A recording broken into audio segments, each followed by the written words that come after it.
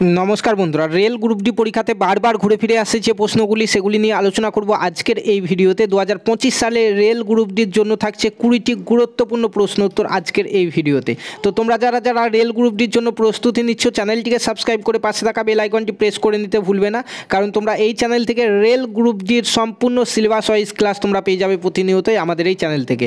তো আজকে আমাদের হচ্ছে 3 নম্বর ক্লাস। 3 নম্বর ক্লাসে আমরা ভূগোল থেকে গুরুত্বপূর্ণ কিছু প্রশ্ন উত্তর দেখব যেগুলি আমাদের প্রিভিয়াস ইয়ারে এসেছিল এবং বারবার ঘুরে ফিরে কিন্তু এই 20টি প্রশ্ন উত্তর আমাদের রেলের গ্রুপ ডি পরীক্ষাতে আসে।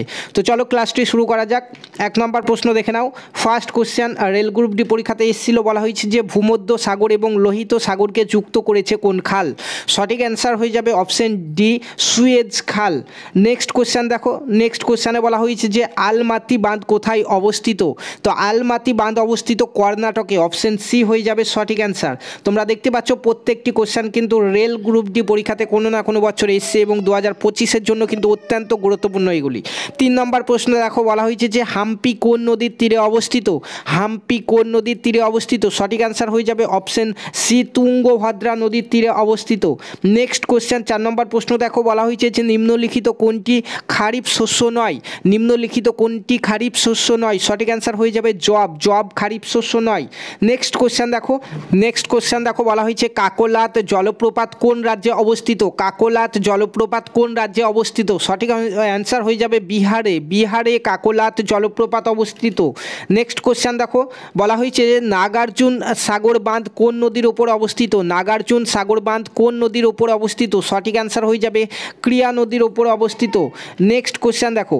নেক্সট কোশ্চেন দেখো, তোমরা দেখতে পাচ্ছ প্রত্যেকটি প্রশ্ন কিন্তু গ্রুপ ডি পরীক্ষাতে এসছে রেলের।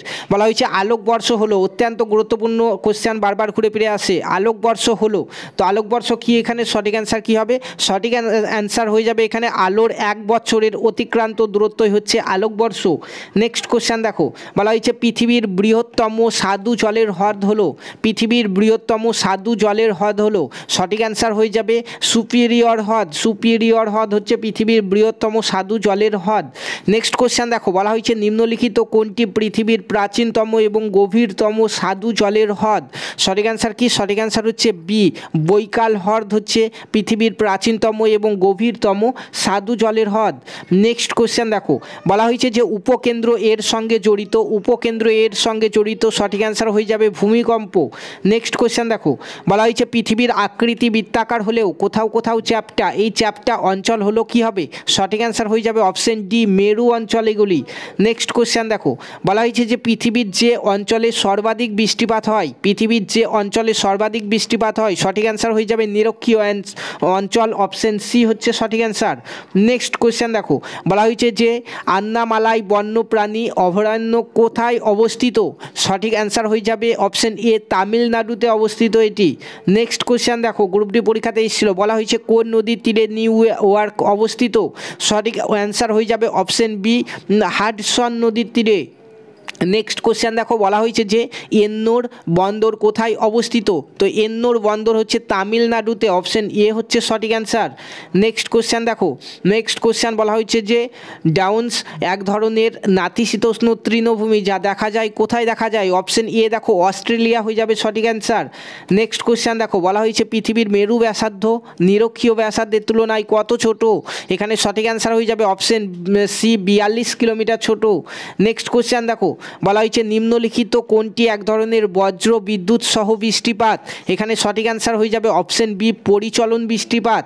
নেক্সট কোশ্চেন দেখো, বলা হয়েছে যে নিম্নলিখিত কোনটি পৃথিবীর বৃহত্তম নদী? তো নিম্নলিখিত কোনটি পৃথিবীর বৃহত্তম নদী? সঠিক অ্যান্সার হয়ে যাবে অপশন সি, অ্যামাজন নদী।